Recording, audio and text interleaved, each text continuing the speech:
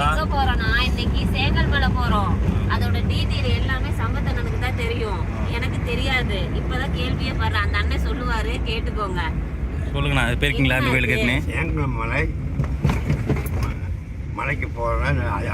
அரிசி நல்லது. நாம் சேங்கல்மலைக்கு போகலாம்.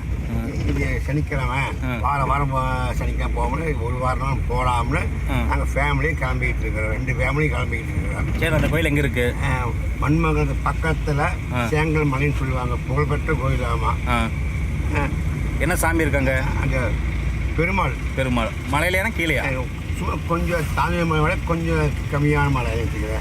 சரி. ஃபர்ஸ்ட் டைம் நான் போறேன். அந்த அண்ணன் ஆல்ரெடி போயிட்டு வந்துட்டாரு. அந்த அக்காவும் ஆல்ரெடி போயிருக்காங்க. நான் ஃபர்ஸ்ட் டைம் இப்பதான் போறேன். போய் பார்த்தா தான் தெரியும். சரி, மலைக்கு போய் காட்டலாமா? மலைக்கு போயிட்டு பார்க்கலாம்.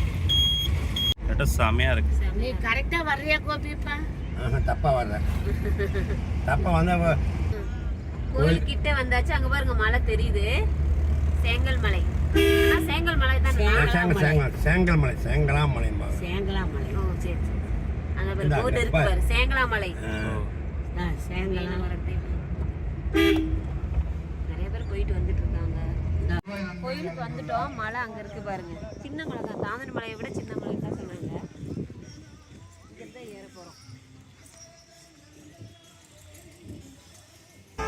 ஸ்ரீ வாரி வரதராஜ பெருமாள் கோவில்.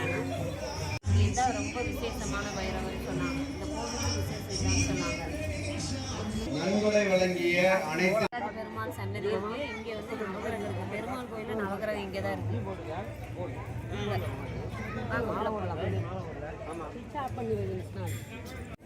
ஆண்டாள் சன்னதி.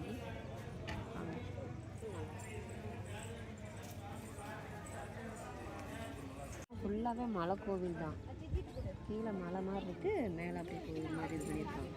கும்பல் நல்ல வருஷம் ஃபுல்லாக அங்கே வரைக்கும் நிற்கிது. இங்கே போய் ஒரு இது போகணும். அல்லிப்பூ இருக்காட்டு.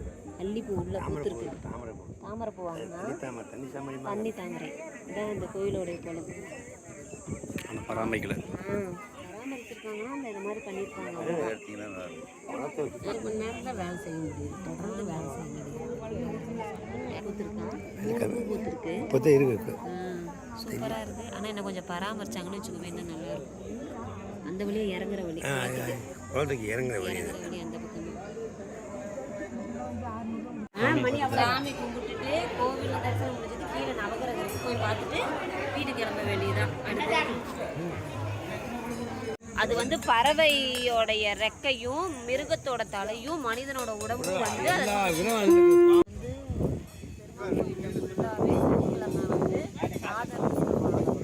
வம்சாவளியில் வர்றவங்க அவங்க வந்து மாடு வச்சுக்கிட்டு இருப்பாங்க.